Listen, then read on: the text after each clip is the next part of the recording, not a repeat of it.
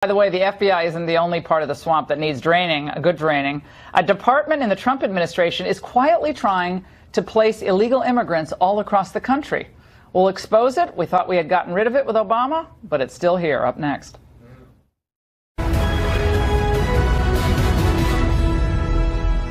Now, this is going to shock you to think this is happening under the watch of one of the best presidents on immigration, which is President Trump. But according to Judicial Watch, the federal government has been quietly relocating illegal immigrants around the country on commercial flights. The president of the National Border Patrol Council, Brandon Judd, said that's because Obama's administration holdovers are still running major agencies. He joins us now via Skype from Malta, Montana. Also joining us from San Diego is immigration advocate Enrique Morones from San Diego, as I said. Gentlemen, it's great to see both of you. Brandon, let's start with you. Now, this is a program which took place and began under President Obama, and it was initially passed, I think, in 2008, and it eventually was like child trafficking concerns motivated the idea that you can't immediately deport minors back to non-contiguous countries. That's different, however, from relocating them across the country on commercial flights, correct? It is, and it actually expanded from 2008 to releasing anybody that claimed a credible fear that said that they didn't want to go back to their country, and we were releasing all individuals that crossed the border illegally. Enrique, why is this the way to enforce American immigration law on the books? In other words, to me, it seems like a magnet. If you tell people, if you get across the border, we will protect you. We will send you to a sponsor. Is Enrique there? I just see a truck. Otherwise, Enrique's changed. And we'll just send you all over the country to various locations, and you'll be able to stay. There he is. So what of that, Enrique? Well, first of all, of course, it's not true. That's not what is taking place. In the last 6 years, there's been less migrants crossing the border, especially from Mexico. Now it's mostly Central Americans. And it's very, very difficult to get asylum. Very difficult. Most don't get asylum. So it's not a matter of just saying, I want asylum and you get in, like the Border Patrol Union likes to state.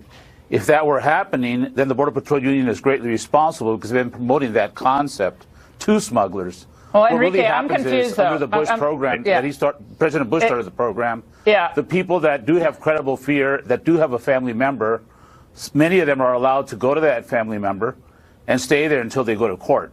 Right, they never go to court. Right, Enrique, look, you're smart. You've been doing this for a long time. About half of them do go to court. Yeah, about half of them do go to court. I know a lot more about this than you. Oh, okay, about half of them do go to court. I've been there. Let's play tag here. With these cases, on many occasions. What's the percentage of individuals who've been ordered deported show up at their hearings? Go ahead, Enrique. You know so much. About 55%. About 55% of the people in these cases that you're referring to. They never show up. That is a complete lie. They do not show up for their deportation hearings. News. Brandon, go ahead. Who's the liar here? We're talking to Fox News. Then why are you on with us if you're going to call us a liar? Why are you on a network that's filled with liars? Because I asked you. Hold on a second, Brandon. No, Enrique, just one question. Lies, Laura. That's why. Brandon, I asked you a simple question, and you obfuscated and went to another point, which is cute, but it really doesn't work on this show. I asked you a question. How is it enforcing U.S. law to say if you cross the border illegally, you will most assuredly, unless you are a known felon, you will be released after a short period of time to a sponsor, and you will be flown via commercial airline with an HHS sponsor escort to your location of choice. And my question was, how is that comporting with the rule of law? Now you may answer, and then Brandon will get a shot. It's not happening. It's very rare exceptions that takes place. So it's important that you know the facts, that you speak the facts. Don't talk about exceptions. Talk about the reality. 40% drop in undocumented migration in the last 5 years, long before Trump. Okay, well, you're a drop. We have 621% increase in Southwest border family unit apprehensions from April 2017 to December 2017. We had 1,126 family units crossing in April. December, we had 8,121 just in 1 month. 1 month, 8,121 families crossing the border in anticipation, undoubtedly, of an amnesty. Brandon, I did not give you enough time here, but if Enrique might let you speak for 5 seconds. Go ahead, Brandon.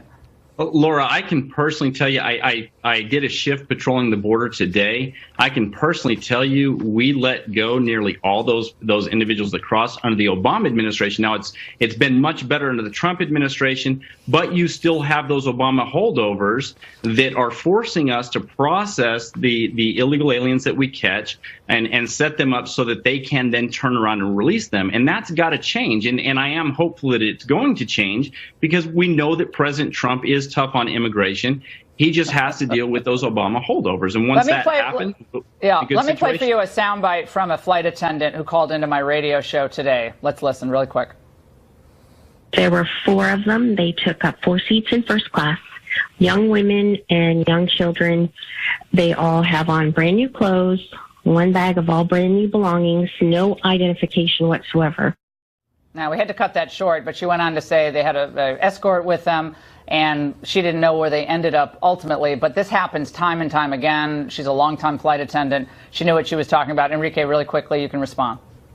Sure. Why don't you ask Chris Harris? He's a Border Patrol Union guy. Ask him why he shot a migrant and killed a migrant. This is what's really taking place along the border. So you take these exceptional cases and try to make it sound like it's happening all the time. These are rare exceptions. The people are forced to flee, much of it because of U.S. interference in those countries. The U.S. should be much more welcoming. They're not even in the top 20 countries when it comes to welcoming migrants. You don't want a border, though, right? I mean, you just don't want a border at all. I mean, I do want a border. It's more honest. I do want a border. It's more honest to say, I don't want a border. What's a humane border? You don't? I do. A border that's Swiss cheese? What is that? I don't know. That's not what I want. I want humane, intelligent borders. This is a cliche. That doesn't mean I want a humane border. What does that mean? You cannot answer the question. People should be able to come in through the front door. There should be a line for them to get into. There's no line for them. Yeah, the U.S. has these policies.